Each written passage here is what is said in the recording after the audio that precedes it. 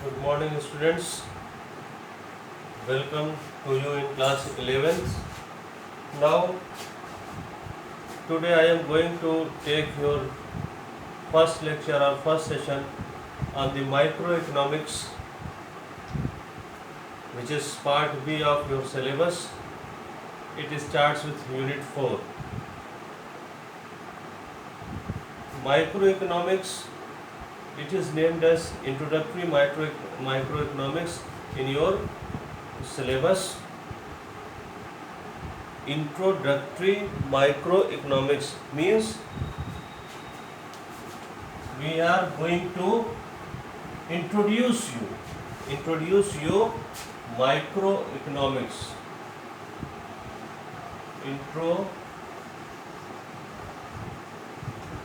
Introductory microeconomics.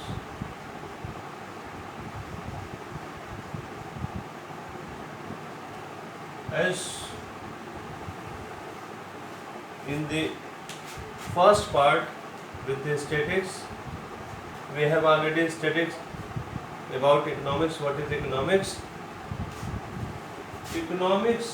Word economics is made from two Greek words, okios plus nomos. Okios means a house and nomos means price or management.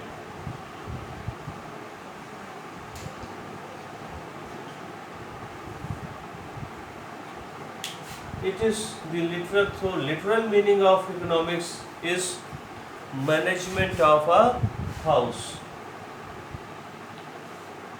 Now we have to go through the definitions. Definitions क्या है इसके बच्चों? First of all, a brief history of economics. Modern era, whatever economics we are studying, that is introduced by Professor Adam Smith as a separate subject.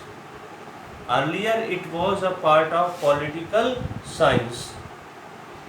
In 18th century, Professor Adam Smith have separated economics from political science. It contains a large history. In brief, it was a time in European countries when polity means the government were governed or controlled by the traders, merchants. It is known as mercantile era. So whatever decision, the important decision making power lies in the hands of merchants. And what is the motive of merchant? Merchant's motive is only to earn profit. How they gain money, how they gain profit more and more? Through the trade, internal trade, by maximum profit earned or received by the external trade. That's why they don't want any restrictions on external trade or foreign trade.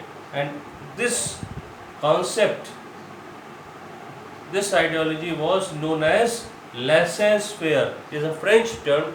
Laissez-faire means free trade, free international trade. There is no foundation upon foreign trade. So this policy was prevailing. In those era, Professor Adam Smith, who was a thinker of political science, he has separated economics from political science. That's why Professor Adam Smith is known as father of economics or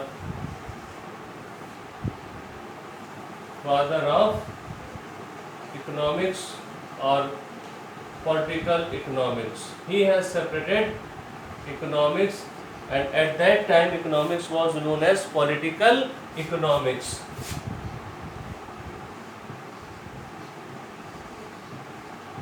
Political economics.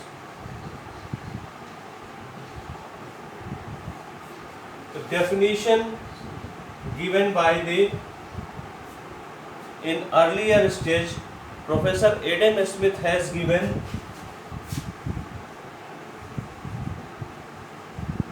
definitions by classical economists, classical, neoclassical and modern. Classical, Professor Adam Smith and their followers. Adam Smith and his followers. They have given the definition related to wealth. Professor Adam Smith has given the definition. Political economics is the subject studies or deals with an inquiry into the nature and causes of wealth of nations. It was also the title, an inquiry into the nature and causes of wealth of nations was the title of Professor Adam Smith's books. So Professor Adam Smith, Professor J.B. Say, Professor David Ricardo, they were the followers of Professor Adam Smith. They given the definition related with wealth. After that, neoclassical, Professor Alfred Marshall. Alfred Marshall has given the definition related to human behavior.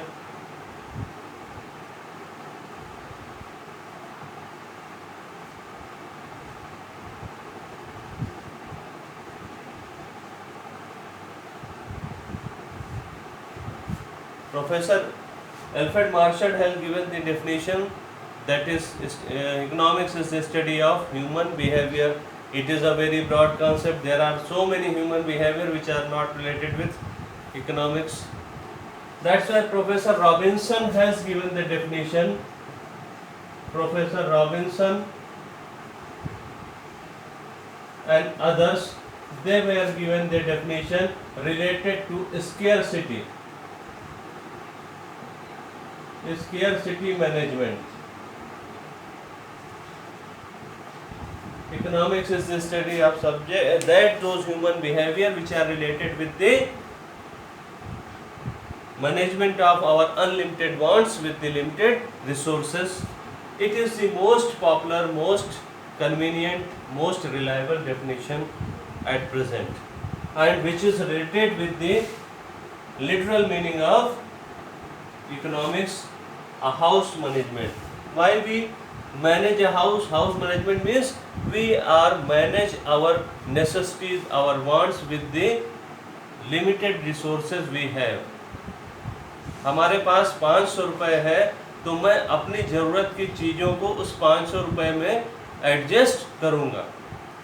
This adjustment is known as economics.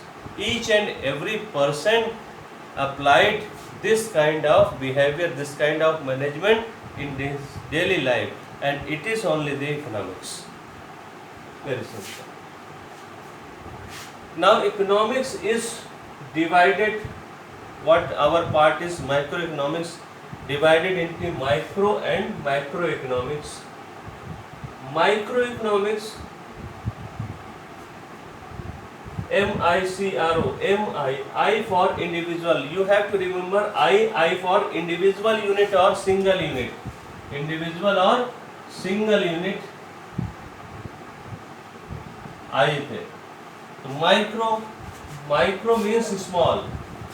The branch of economics which deals with small units or individual units in an economy, that is microeconomics. For example, consumer, individual producers or firms, market, factors of productions, what factors of production, earns, labor earns wages, land, rent, capital earns interest, organization, salaries, entrepreneur, profit. All this study of all these units, individual units, that is the part of microeconomics. मैं काम कर रहा हूँ, मुझे क्या मिल रहा है? salary. I am an individual teacher. I am getting salary. Study of my behavior, that is part of microeconomics. Macro means large. When we study teachers as a whole for our school, there are 40 teachers. No? There are 1 lakh teachers in KVS. Salary of all the teachers. It is a large unit as a whole. In economy, when we consider or taken the values or variable as a whole for an economy, that is called study of macroeconomics. In macroeconomics, we study national income,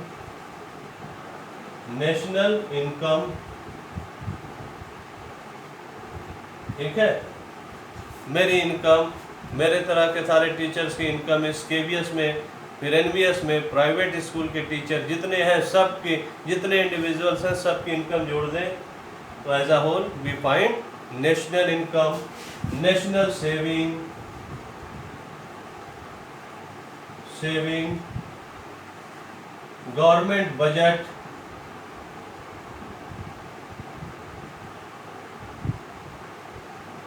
ये सारी चीजें क्या है?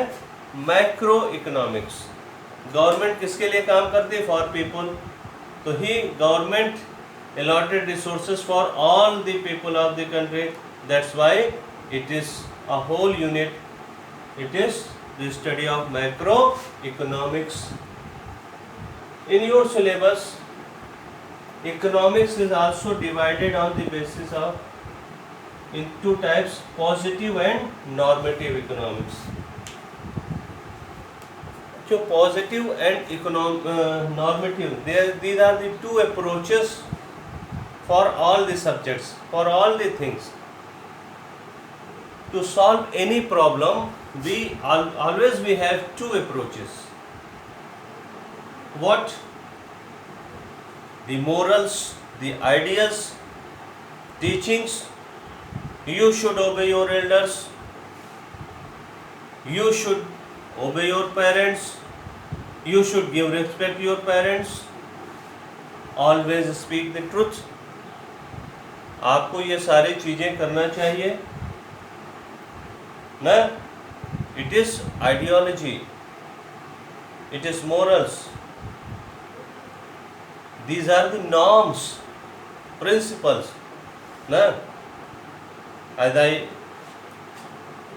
went to watch the movie in late night, and when I came back, my father is very angry. He wanted to know where I was. What is a moral?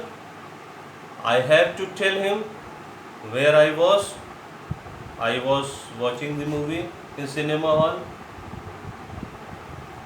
Is it because I have to tell truth?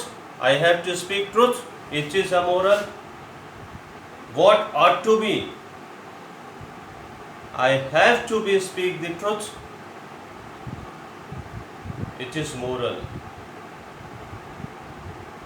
I ought to speak the truth. Think this is the solution. Yes, I was watching the movie. But what will happen after that?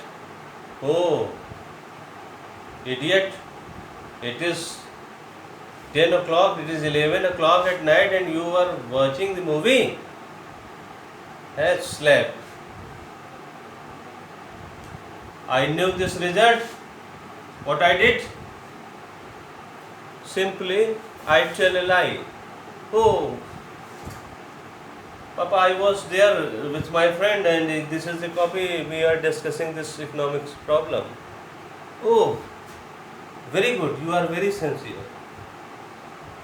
Here, there are 2 manners. What?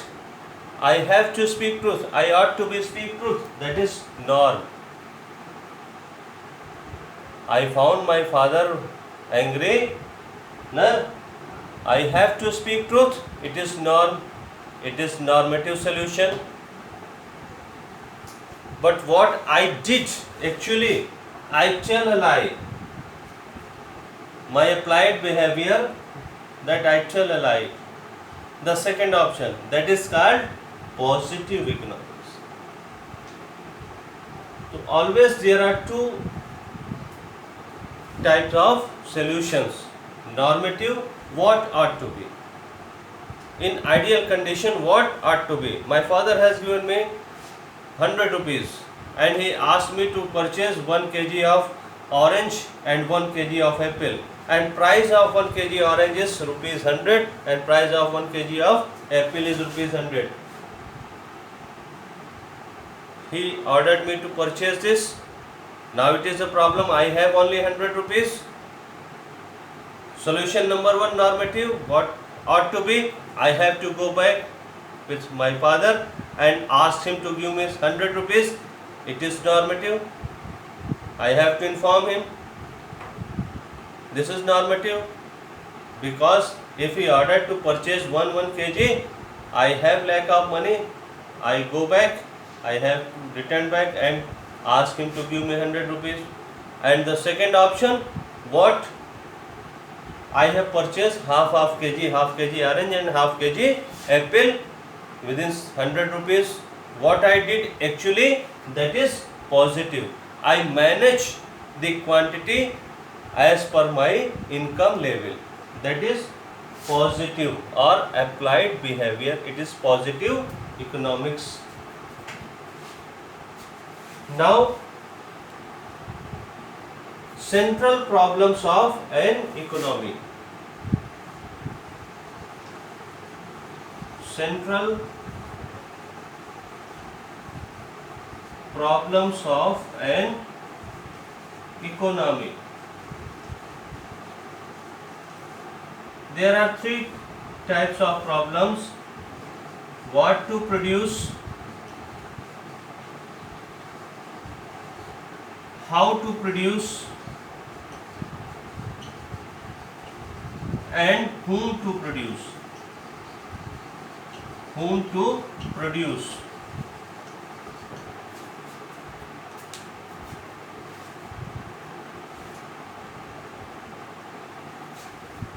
These are the 3 central problems of an economy: what to produce, how to produce, and whom to produce. It is the next topic in your syllabus.